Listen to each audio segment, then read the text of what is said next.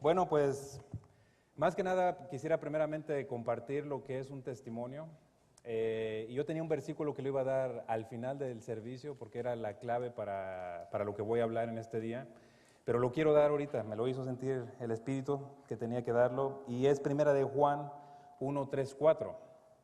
Y dice, lo que hemos visto y oído, eso os anunciamos para que también vosotros tengáis comunión con nosotros, y nuestra comunión verdaderamente es con el Padre y con su Hijo Jesucristo. Estas cosas os escribimos para que vuestro gozo sea cumplido. Este testimonio es precisamente de lo que he oído y de lo que he visto. Ahora sí, la manifestación de Dios a través de nosotros como instrumentos, a través de tal vez ser obedientes y poder decir, Señor, yo creo a donde tú me mandas y de la manera como tú me mandas. A veces nosotros no nos explicamos por qué las situaciones suceden de esta manera, pero cuando llega el final de todo eso, Dios, por su gran amor, Él nos enseña a que Él tiene siempre un final donde todas las cosas son arregladas por Él, ¿verdad? Y precisamente se trata de un amigo que conocí hace un año. Él, lo empecé consolidando, se puede decir. Él nunca ha venido a la iglesia Living Word, pero él ha tenido sus motivos y sus razones, ¿verdad? Él era una persona que venía con bastantes problemas en su vida. Él era una persona que le importaba su propio yo, era una persona que le echaba la culpa a todos sus problemas a los demás y nunca podía ver los problemas que él mismo causaba en su misma persona, ¿verdad? Pero cuando Dios empezó a tratar con él, con esa persona, empezó a restaurar su vida. Él llegó de su país, él abandonó su familia, y si esta historia la voy a contar es porque él me lo ha pedido, y de hecho la prédica que traigo el día de hoy es porque a través de él Dios me ha puesto que yo hable de esto, y ahora sí que con consentimiento también de esta persona. No voy a dar el nombre por lógica, pero van a recibir la historia. Entonces, él lo empezó a tratar Dios en su vida. Él dejó a su familia en el país donde él se encontraba, y cuando llegó aquí su vida empezó a tener dificultades, precisamente por las malas decisiones que él empezó a tomar. Él cayó en la cárcel, lo estuve yendo a visitar, lo visité una vez, no quiero decir lo visité más veces, pero en ese día, era un día domingo cuando él me pidió que lo fuera a visitar porque no iba a estar mucho en la cárcel de Minneapolis. Él estaba en Aberley, algo así. Estaba en otra cárcel que quedaba como a 2 horas de aquí y él solo había venido para ser juzgado acá, entonces él me pidió que lo visitara un día domingo. Ese día tenía la consolidación, tenía la iglesia, yo tenía que estar a las 6 de la mañana ahí con él para poderme formar, hacer una cola, era invierno, y poder alcanzar un lugar apropiado para cuando abrieran a las 7 poder entrar con él. Ese día cuando yo entré a ese lugar, bueno, yo antes de levantarme yo dije, Señor, yo no tengo tiempo de ir, me negué, pero el Espíritu me empujó a hacerlo. Entonces yo fui, no con mi propia voluntad, yo se los digo, porque de esa manera trabaja Dios, porque por eso la gloria es para Dios, para que nosotros hagamos y Él se haga su voluntad de Él, ¿verdad? Y llegando allá pasó algo inexplicable, porque desde que el momento en que entré en ese lugar, empezó a haber una tristeza en mi corazón, porque había muchas familias que iban a ver a las personas que estaban detenidas, y esas personas estaban dolidas. Yo podía sentir su espíritu, su corazón, cómo esas personas se dolían en el interior. Y era una vida de la cual yo me había olvidado. Esa vida la cual en algún tiempo yo anduve también, me había olvidado tanto que ese día me puse a reflexionar. Pero eso no es todo. Cuando yo llegué, ahí hay un cristal como este más o menos, donde recibe uno a las personas que va uno a visitar. Y la primera impresión de esta persona que les comento es que los dos al mismo tiempo levantamos nuestras manos. Cuando esa conexión estuvo, juntamos nuestras manos entre ese vidrio y él se soltó en llanto. Me solté en llanto también yo. Él recibió en ese momento el amor de Dios y me di cuenta que no era porque yo haya tenido la intención de irlo a visitar, sino fui el instrumento de Dios para poder compartir ese amor. Ese día él aceptó a Cristo en su corazón y desde ese día su vida empezó a cambiar, pero a la manera de Dios, no a mi manera mía. Cada vez que nosotros hacíamos una cita, cuando logró salir de la cárcel, era una persona que no tiene documentos. ¿Cómo salió? No lo sé, porque él tenía felonía de agresión doméstica. Cuando él llegó a salir de la cárcel, hicimos una cita, pero resultó que nuevamente él lo volvieron a tomar preso.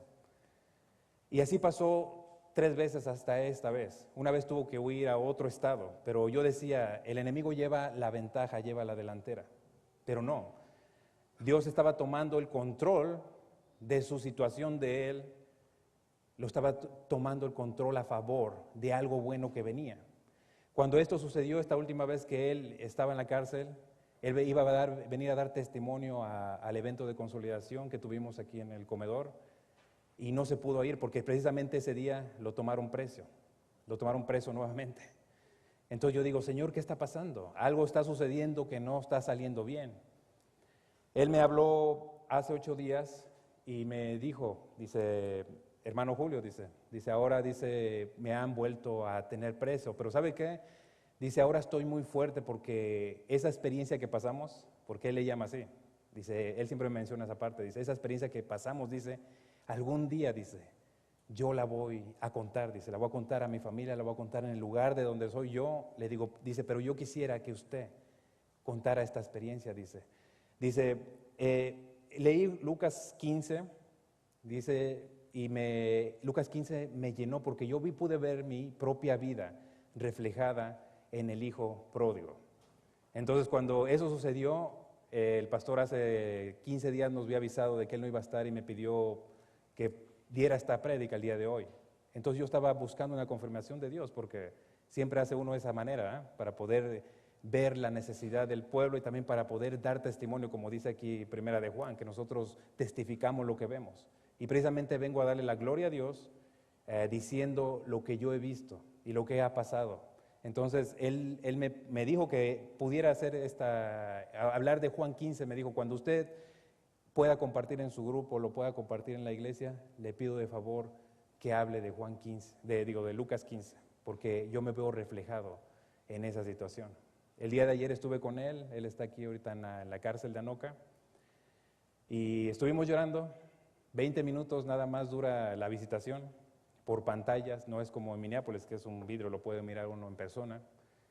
Y ahí él me dijo algo que me hizo sentir tan bien.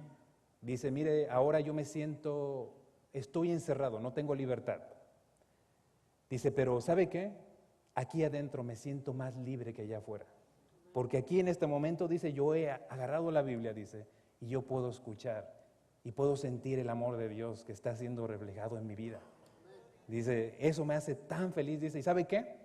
Lo más grande de todo esto, que he comprendido la voluntad de Dios en mi vida, dice, yo quiero regresar a buscar a mi familia. Entonces, ¿qué manera trabaja Dios? Yo no comprendía, yo quería restaurar esa pareja, pero eso no quiere decir que la persona con el que él estaba era mala. No, a nadie es malo. El mundo nos lleva a ser malos. ¿Por qué? Porque le creemos al mundo y el mundo nos empieza a intoxicar de las cosas, nos empieza a traer a cosas por las que nosotros no fuimos creados. Dios siempre ha tenido la voluntad buena y perfecta para cada uno de nosotros en nuestra vida, pero a veces nosotros tomamos malas decisiones sin consultar a Dios. Y Dios siempre nos rescata de esa oscuridad en la que a veces tomamos y decidimos estar. Entonces Él ahora va a empezar a trabajar a Dios en su vida, a su manera. No fue a mi manera, porque yo hubiera querido que los dos se hubieran acercado a los caminos de Dios, pero también trabajará con su expareja que tenía aquí de la manera en que Dios quiera, porque yo pude sentir su corazón y también es un corazón bueno. Entonces, yo voy a hablar un poquito del hijo pródigo, pero quisiera primeramente, no tenemos tiempo suficiente, empezar a leer todo lo que es el capítulo 15. Vamos a tratar con el capítulo 15 de Lucas. Y vamos a empezar leyendo lo que es la oveja perdida, el versículo 1 y 2 primero. Y dice, se acercaba Jesús a todos los publicanos y pecadores para oírle. Y los fariseos y los escribas murmuraban diciendo, a los pecadores recibe y con ellos come. Quise tocar estas dos parábolas, las primeras, porque si nosotros no conocemos las dos primeras parábolas, no vamos a conocer a qué tipo de público estaba hablando Jesús. Aquí Jesús estaba hablando a los fariseos y a los escribas, o los maestros de la ley, como le llamamos mucho, los conocemos mucho, pero también estaba hablando a los publicanos y a los pecadores. Eran ahora sí que dos oyentes diferentes, dos grupos separados, de diferentes ideologías. Estaban en contra los unos de los otros, porque tenían diferentes formas de vivir. Unos eran religiosos y otros se dejaban llevar por lo que había en el mundo, ¿verdad? Pero ¿qué dice aquí? Dice, entonces se refirió a la parábola diciendo, ¿qué hombre de nosotros, teniendo 100 ovejas, si pierde una de ellas, no deja las 99 en el desierto y va tras la que se perdió hasta encontrarla? Y cuando la encuentra se la pone sobre sus hombros gozoso, y al llegar a casa reúne a sus amigos y vecinos diciéndole, gozaos conmigo porque he encontrado mi oveja que se había perdido. Os digo que así habrá gozo en el cielo por un pecador que se arrepiente que por 99 justos que no necesitan de arrepentimiento. Cuando nosotros oímos esta parábola decimos, él está hablando de la oveja perdida. Tal vez nuestro hermano que está perdido o cualquier cosa, pero acordémonos que en estos tiempos la mayoría de las personas tenían, ahora sí que se cuidaban, su trabajo era cuidar ovejas. Entonces Jesús no le estaba hablando aquí de la oveja perdida que después va a hablar él estaba hablando de sus pertenencias. Si nosotros lo pusiéramos a nuestro tiempo, nosotros podríamos ver que, por ejemplo, no sé cuántos de ustedes hayan perdido una cantidad grande de dinero cuando tal vez venían del banco, venían caminando, y cuántos de ustedes no se regresaron paso a paso a buscar ese dinero. Yo lo hice muchas veces. Cuando yo perdía dinero, yo me desesperaba y yo iba buscando ese dinero hasta que no lo encontraba. Y aquí es lo que se está refiriendo Jesús. Dice que cuántos de ellos que tenían 100 ovejas, al perder una oveja, no se iba a regresar a buscar a la oveja perdida, y cuando la encontrara iba a haber gozo en ellos. Pero él no se estaba refiriendo a la oveja perdida de la cual iba a hablar después. Incluso yo tengo 3 perritos. Una vez perdí un perrito. El más grande de ellos se me saltó la cerca. Y yo nunca pensé que iba a reaccionar de esa manera. Ese día estuvimos llorando con mi esposa, con mis hijos, toda la noche. Y salimos a 3 parques que hay alrededor a buscar al perro, gritándole por su nombre, diciéndole alrededor de todas. Hicimos lo imposible, llegamos 2 de la mañana después de eso, porque empezó a llover, ya era imposible buscarlo. A otro día en los medios sociales puse un anuncio dando una recompensa. Al tercer día apareció el perrito. Cuando llegó, el perrito se regocijó cuando nos miró y nosotros lo abrazamos, lo besamos. O sea, era nuestra pertenencia, lo conocíamos a ese animalito. Así también cuando perdemos algo nosotros, material, también nos duele, y cuando lo encontramos decimos, oh, lo he encontrado. Entonces a eso se refería esta parábola, la primera parábola, Jesús. Pero ahora vamos a la parábola de la moneda perdida, porque Jesús está preparando el corazón de los oyentes, que son los fariseos, los escribas, los publicanos y los pecadores. Él está preparando ese corazón para poderlos llevar al final de su mensaje, que son estas 3 parábolas. Dice la parábola de la moneda perdida, que está del 8 al 10. Dice, ¿o qué mujer que tiene 10 dracmas, si pierde una dracma, no enciende la lámpara y barre su casa, y busca con diligencia hasta encontrarla? Y cuando la encuentra, reúne a sus amigas y vecinas diciendo, gozaos conmigo porque he encontrado la dracma que había perdido. Así os digo que hay gozo delante de los ángeles de Dios por un pecador que se arrepiente. Jesús volvía a comparar la vida de una persona. Las mujeres en ese tiempo, cuando ellas se comprometían, se les eran entregadas 10 monedas o 10 dracmas, como dice aquí, y se les hacía una diadema tejida con esas moneditas en su frente. Esas monedas representaban, ahora sí que el compromiso que ellas tenían con alguna persona, pero también cuando ellas se casaban, con esas monedas representaba la pureza de esa mujer. Si esa mujer no tenía una moneda, era porque alguien la había removido, porque tal vez esa mujer había caído en adulterio o había cometido algo que no estaba bien. Entonces imagínense en el momento que esa mujer perdió su moneda. Inmediatamente preocupó el qué dirán y puso a buscar la moneda que la perdió en su casa. Pero resulta que las casas de antes no tenían luz. Por eso dice que aquí que qué mujer no prende una luz.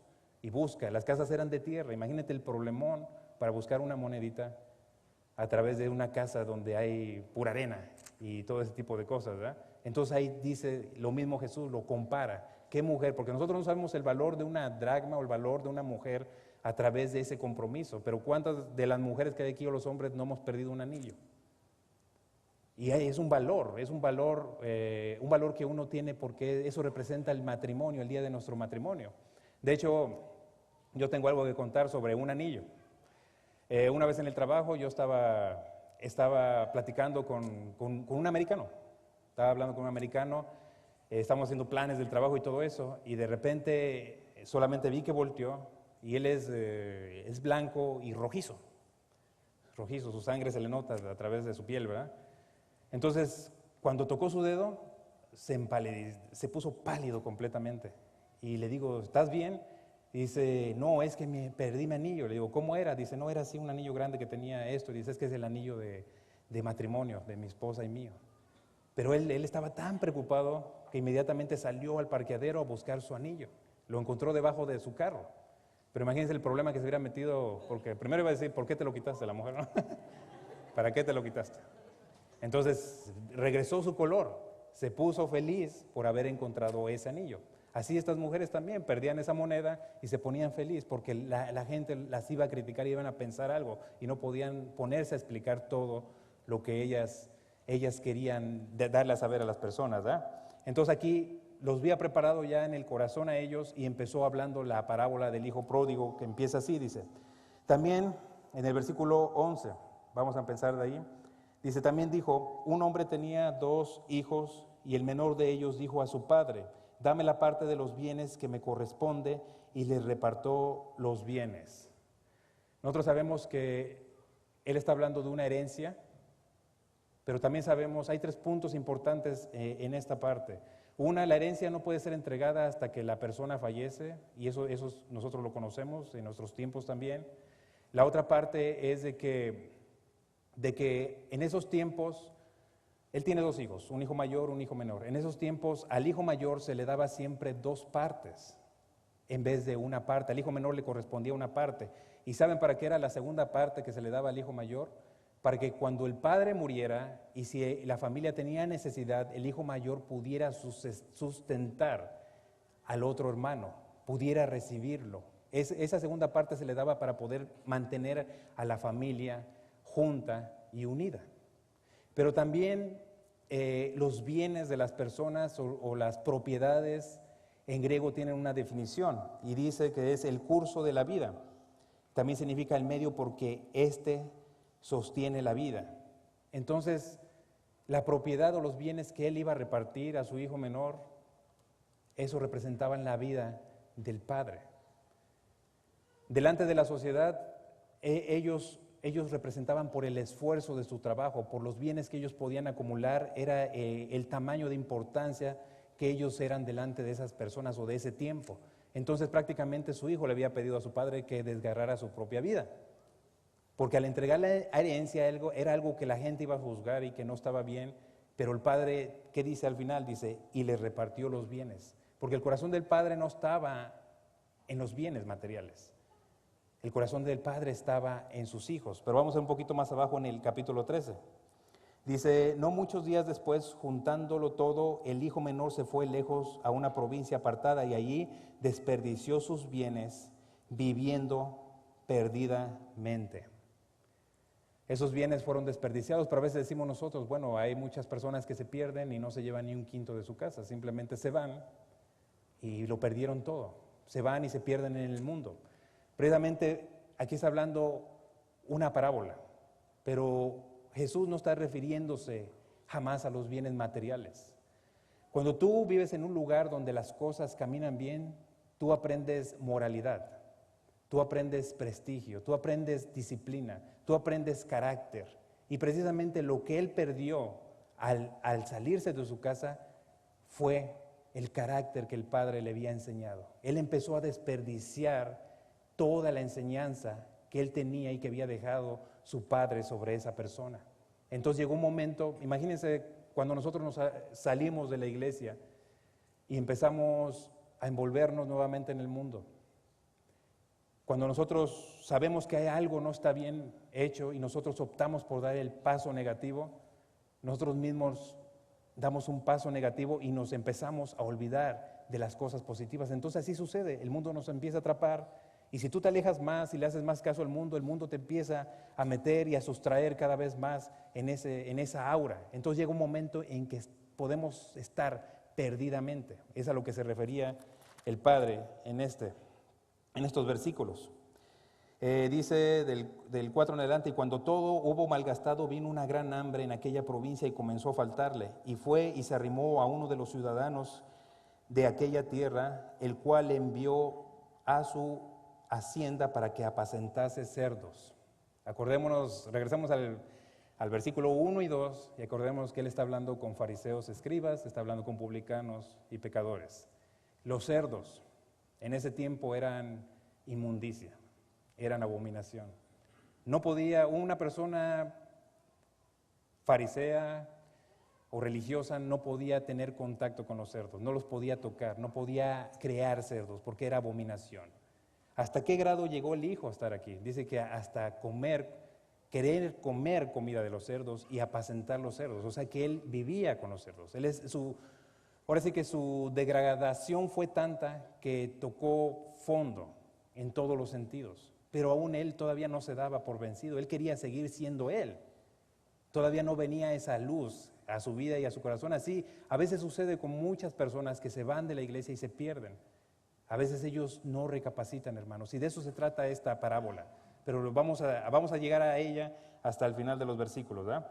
Y aquí dice el 16 dice, no el 17. Ya voy de bajadita, ¿no? De bajadita, ¿no? Dice, y volviendo en sí, dijo, ¿cuántos jornaleros en casa de mi padre tienen abundancia de pan? Y yo aquí perezco de hambre. Me levantaré, iré al Padre y le diré, Padre, he pecado contra el cielo y contra ti. Ya no soy digno de ser llamado tu hijo. Hazme como a uno de tus jornaleros. Aquí dice, y volvió en sí. ¿Cuántos de nosotros no hemos vuelto en sí a tiempo? Aunque seguimos viniendo a la iglesia, hay momentos en que nos atrapa la vida. Momentos en que tomamos malas decisiones. Esas decisiones tienen consecuencias que afectan nuestra vida. Pero a veces esas consecuencias nos hacen volver en sí. Pero a veces nos hacen sentir que ya no somos dignos de estar delante de Dios, como él estaba sintiendo aquí en estos versículos. Él se sentía que ya no era hijo de Dios, incluso quería retribuir su falta al convertirse en un jornalero. Un jornalero no era un esclavo, un jornalero era una persona que cambiaba su trabajo por dinero o por sustento de vivir. Esas personas podían vivir alrededor de las tierras de la persona, o sea, del padre que tenía las tierras, pero esas personas tenían que ganarse el sustento. Él quería retribuir, él se salió del ser hijo de su padre y se puso en otra posición porque él se sentía tan mal, tan culpable. Él se sentía condenado, ¿delante de quién? De su padre, de su hermano y de todas las personas que vieron cómo él había caído en inmundicia. Ahora aquí el 20 dice, y levantándose vino a su padre, y cuando aún estaba lejos, lo vio su padre y fue movido a misericordia, y corrió y se echó sobre su cuello y le besó. El padre lo recibió tal y como lo había ido irse. Para el padre no había ningún cambio en su manera de ser de él. El padre no estaba viendo la perdición de su vida. El padre estaba viendo que él estaba regresando precisamente nuevamente a su casa. Dicen que se echó a correr, que lo vio y se echó a sus hombros y lo besó. Imagínense, en ese tiempo usaban falda las personas de esa edad. Él, imagínense, ha de haber levantado su falda para poder correr y poder llegar al cuello de su hijo y poderle decir, hijo, bienvenido eres, qué bueno que te has arrepentido. El 21 dice, y el hijo le dijo, Padre, he pecado contra el cielo y contra ti, ya no soy digno de ser llamado tu hijo. Pero el padre dijo a sus siervos, sacar el mejor vestido y vestirle y poner un anillo en su mano y calzado en sus pies. En ese entonces, como les digo, todo trabajaba de acuerdo al nivel de cada persona en ese entonces, porque el vestido no era el mismo que usaba un jornalero, el calzado no era el mismo que usaban los jornaleros también o el que usaba un esclavo. El anillo representaba a la familia, el anillo tenía una firma de la familia y eso representaba que eras hijo de familia, que tú tenías parte en esa familia. Entonces, cuando el hijo salió, él salió con una vestimenta, si nosotros lo podemos llevar a lo espiritual o como lo quieramos llamar, una vestimenta limpia. Él salió con sus principios que su padre le había enseñado, con las cosas que él le había enseñado. Cuando él regresó, imagínense cómo ha de haber venido, tal vez con barba, sucio, ahora sí que venía mal. Pero el padre le dijo, yo no te veo como tú te sientes, yo te veo como tú saliste. Por eso es que te vuelvo a vestir con ese vestido que tú tenías, con ese calzado que tú tenías y te vuelvo a poner el anillo que representa familia. Y es así como lo recibió el padre. Ahora si vamos un poquito más abajo, dice, y traer el becerro gordo y matarlo y comamos y hagamos fiesta, porque mi hijo muerto era, ha revivido, se ha perdido y es hallado. Dice, y comenzaron a regocijarse. En ese tiempo también el matar un becerro gordo era un manjar. Era algo que costaba mucho dinero, no era tan fácil comer carne en ese entonces. Eso era para algo sumamente especial. Y cuando el pueblo sabía que iba a haber becerro gordo matado, todos querían ir a la fiesta, todos querían estar presentes. Entonces el padre lo que hizo fue matar un becerro gordo y regocijarse, le hizo una fiesta, lo recibió con todo su amor. Para él no había condenación sobre su hijo, pero aunque su hijo se sentía así, él no lo veía de esa manera. Ahora, ¿qué pasa? Hemos tratado del primer hijo, pero ahora, ¿dónde quedó el hijo mayor? Sobre todas las cosas, ¿eh? Aquí dice el versículo 25 en adelante, dice, y su hijo mayor estaba en el campo, y cuando vino y llegó cerca de la casa, oyó la música y las danzas, y llamando a uno de los criados, le preguntó, ¿qué era aquello? Él le dijo, tu hermano ha venido y tu padre ha hecho matar el becerro gordo por haberle recibido bueno y sano. Entonces se enojó y no quería entrar. Salió por tanto su padre y le rogaba a que entrase. Si ustedes fijan aquí, el hijo mayor, al tener ese egoísmo en su corazón, al no poder recibir a su hermano de esa manera, él estaba igual de perdido que antes que el hijo menor se arrepintiera. Ustedes pueden ver aquí que a él se le había dado dos partes precisamente para mantener unida a la familia, para poder recibir cuando hubiera un problema. Pero él tenía un corazón diferente porque igual no conocía a su padre, tanto como el primero, como el hijo menor, tanto como el hijo mayor no conocían el corazón de su padre. Y esta es la importancia tan grande que tiene nuestra vida como cristianos aquí nosotros, porque a veces no conocemos el corazón o la voluntad de Dios. Y a veces estamos por las cosas que Él nos da, por las bendiciones que tenemos por medio de Él. Pero a veces nos hace falta conocer más a nuestro Dios para poder saber cuál es el motivo y cuál es la verdad por qué mandó a su Hijo Jesucristo para que nosotros pudiéramos ser salvos. Pero abajo de esto vamos a encontrar aún más. Dice, mas Él respondió, dijo, Padre, he aquí tantos años te sirvo, no habiéndote desobedecido jamás. Nunca me has dado ni un cabrito para gozarme con mis amigos.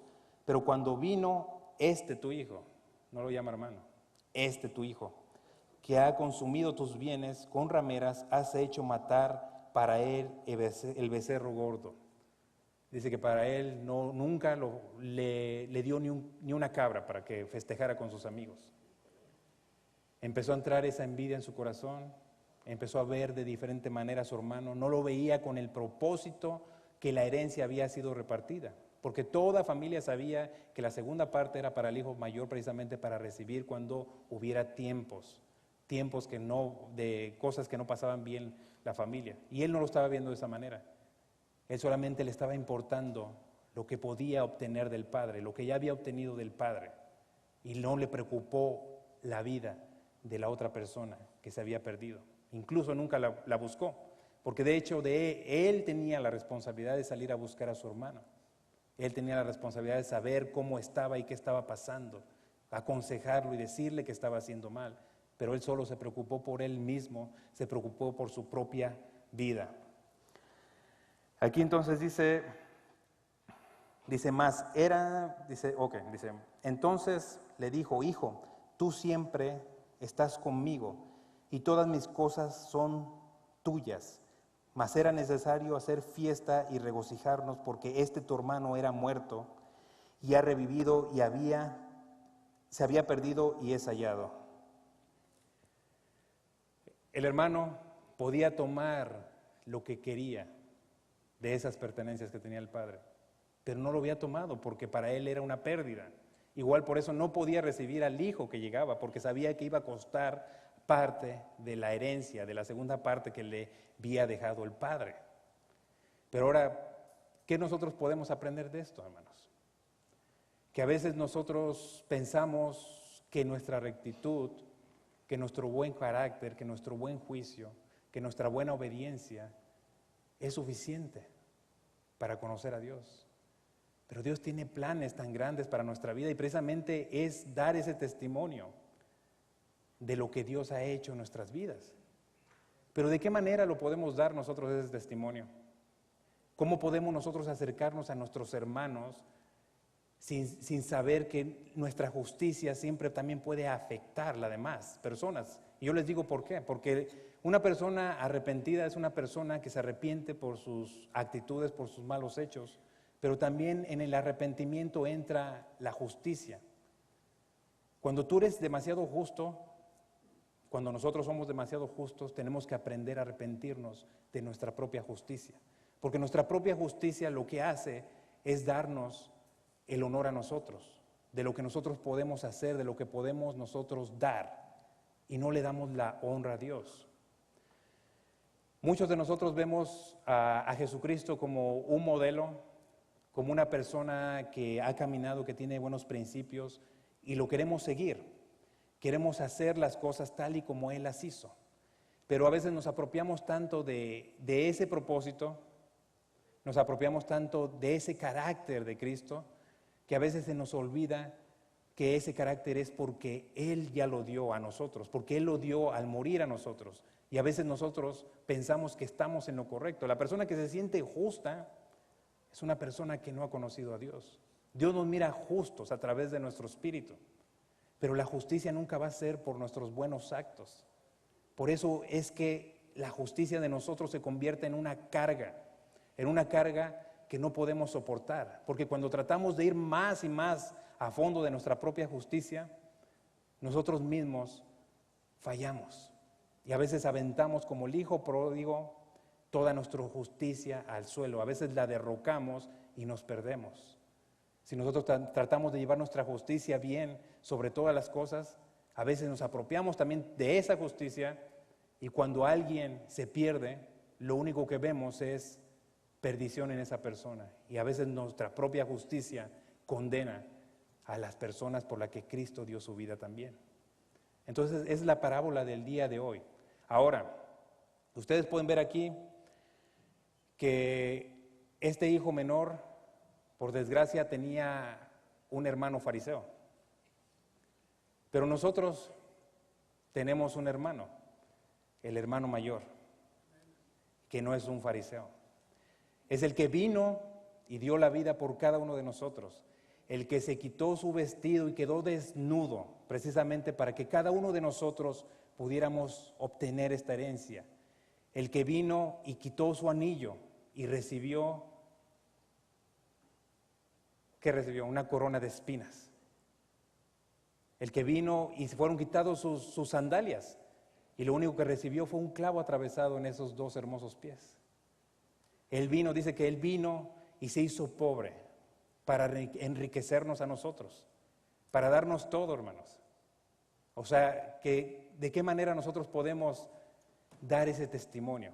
Como les dije en el versículo primero de Primera de Juan 1, 3, 4, que dice, lo que hemos visto y oído, eso anunciamos, para que también vosotros tengáis comunión con nosotros y nuestra comunión verdaderamente con el Padre, con su Hijo Jesucristo. Estas cosas os escribo para que vuestro gozo sea cumplido. Nosotros tenemos que testificar lo que hemos visto, tenemos que hablar lo que hemos oído, tenemos que ir allá afuera y buscar a todos nuestros hermanos que están perdidos, tal vez porque ellos mismos tomaron malas decisiones, pero ¿saben qué? Esas personas que están allá afuera también son llamadas hijos de Dios. Y vamos a ver Romanos 8:17, lo que dice aquí el apóstol Pablo. Dice, y sí, hijos, dice también herederos, herederos de Dios. Dice, y coherederos con Cristo, si es que padecemos juntamente con Él, para que juntamente con Él seamos glorificados. Aquí dice, también herederos, herederos de Dios. Nosotros fuimos herederos, porque desde antes de la fundación del mundo, Jesús, Dios, ya habían puesto los ojos en nuestras vidas. Perdimos esa herencia, la perdimos al venir a este mundo y al nacer en pecado. Por culpa del pecado perdimos esa herencia. Pero nuestro hermano mayor, el que se quedó con las dos partes, las dos porciones de la herencia, Él nos hizo coherederos de su gracia. Y por Él tenemos esa puerta abierta en los cielos, por Él vamos a ir a ese festín, a esa fiesta que está preparada para cada uno de nosotros. Imagínense el gran gozo saber que nos está esperando. Jesús fue a preparar nuestra morada.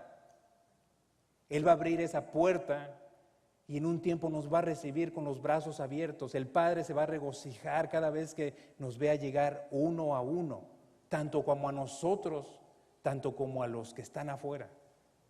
Dios solamente sabe la manera en que va a tratar con esas personas. Yo no puedo decidir por la vida de una persona al verla afuera, porque yo no puedo tratar con esa persona, porque el que trata es Dios, particularmente en el corazón de cada una persona. Pero nosotros somos ese instrumento para ser usados precisamente para poder llegar al corazón de esas personas. Cuando Dios te pida algo, no te niegues a hacerlo.